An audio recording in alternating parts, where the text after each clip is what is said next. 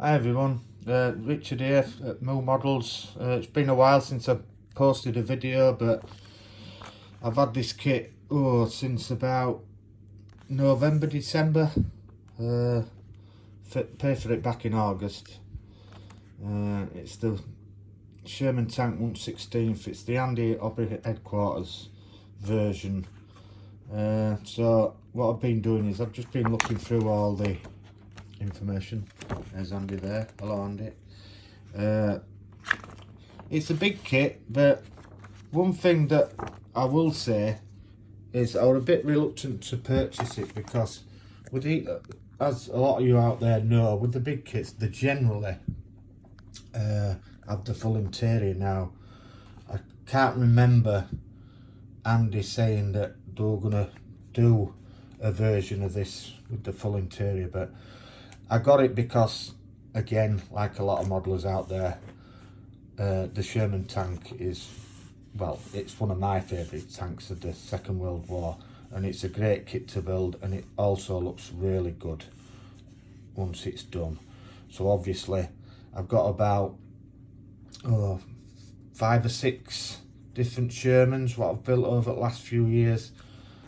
So this will make a nice addition, obviously, with it being obviously bigger.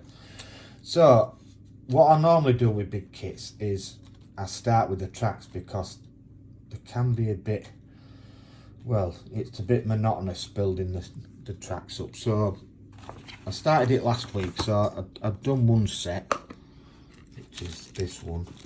It goes together well, but I was a bit surprised when I opened the box because normally, I know Trumpeter, all their tracks are generally in a bag separate, but these, as you can see, they're all on a sprue, and it's a nightmare.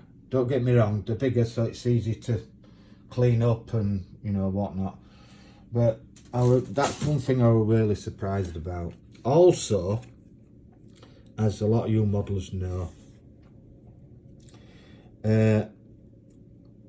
the pinholes, I call them, from the sprue, when they're produced then.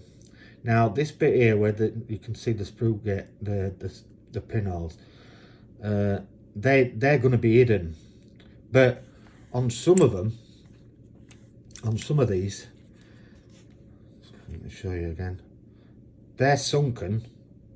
Yeah, as you can see, I've tried filing them down. I haven't gone overboard because obviously they're not going to be seen, but on a lot of them they're raised, so I've had to file a lot of them down, obviously, for them to fit, because you get gaps on the outer edge. Obviously, looking there, they're not too bad, if you can see that.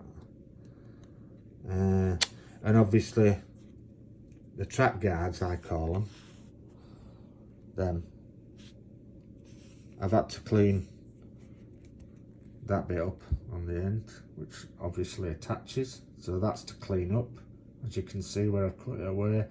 Obviously I haven't done them yet.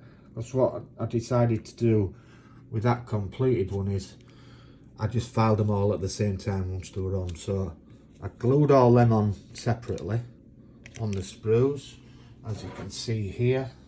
Cut them all off and I glued them on, and I've left them to dry for a couple of days so they're solid. It's the best way you can do it. I found, I didn't find because I never tried it, but normally on the 1/35 scale ones, if you were to put the track guard on, which that's what I call it, I don't know if it's right, but if you glue them on all together at the same time, they just fall off, obviously, because they're too small. But with these being obviously a bigger kit, I've been able to, again, glue them onto the sprue itself, and then I'll cut them off individually, file them, clean them, all that, and attach it. So I've completed one here. Now it says you needed 77. Now I made a bit of a boo-boo with the end, obviously, as you can tell. So that end bit's going to have to come off.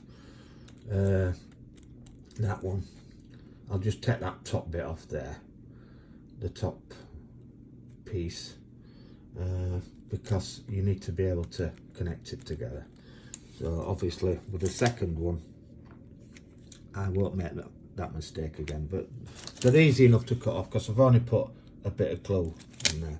But gluing wise, rather than glue the bottom piece, I've glued the top piece, because if you glue that bottom piece, the glue's just going to splatter everywhere. So what I do is I put a couple of spots of glue in there, a right tiny bit on the end, each end, and then drop it in. So again, everybody out there will have their own way of doing these tracks, but I've just found it a lot easier doing it this way. I know again, the monotonous, because it's a big kit, you know, but again, a lot of people have probably built this already. I'm a bit late with building it because obviously I've been poorly, as a lot of people out there know if they've been following my videos. And I lost my mum just before Christmas, which was a nightmare, and I've also just moved house, which is even more of a nightmare, because you know what it's like moving house. But hey, that's my issue. So yeah, so I've just, as I say, I've just started this kit. So as you can see there, looking at the pinholes, the injection markers, or whatever they're called, they're sunken there, that last one. So, but a lot of them are raised, so just be aware if you're just building this kit for the first time, cut all the bottom pieces off, have a look at them, file them as you go, and you'll be fine. Obviously I've missed a little bit there because I'm just showing you. So you get that little piece there where I've cut that off there, that needs to be cleaned up.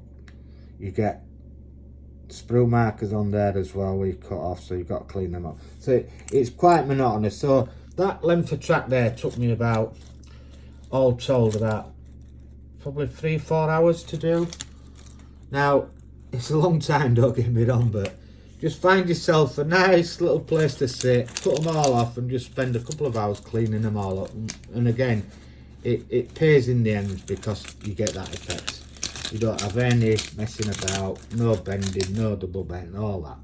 So yeah, so this is my first video. So I'm going to try and get these tracks done today. It's only early morning, it's about 9 o'clock. So I'm going to try and get these done, and then I'm going to start having a look at doing the gun, the turret. I always do them different ways, bigger kits, but again, each to their own. And I'm going to paint it all separately as well, so obviously make it a damn sight easier, because the bigger it is, the better it is to paint, isn't it? So yeah, so there we go, guys. So I'll update another video tomorrow to see where I am, and we'll take it from there. So apart from that, hope you enjoyed the video. Click like, any comments, don't be afraid. I'm not, you know, again, no abusive comments, because at the end of the day, we're all modelers at the end of the day. We don't want any abuse, do we? So yeah, so have a look, and if you haven't subscribe, because I will be cracking on with my videos now that I've got over everything, illnesses and stuff. So yeah, so I'll see you tomorrow, guys. Take care and keep modelling.